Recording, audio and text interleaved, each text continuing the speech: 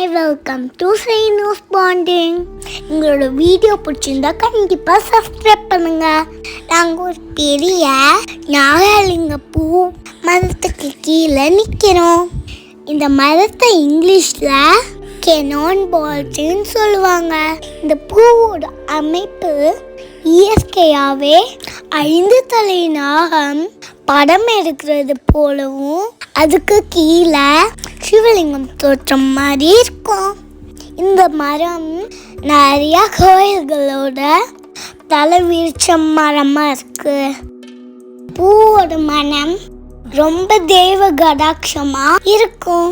இந்த ஸ்மெல்லுக்காக சர்ப்பம் இந்த மரத்தை தேடி வர்றதுனால பொதுவாக வீட்டில் வளர்த்த மாட்டாங்க. நாங்கள் இந்த மரத்தை த்ரிஷூர் ஜூவில் பார்த்தோம்.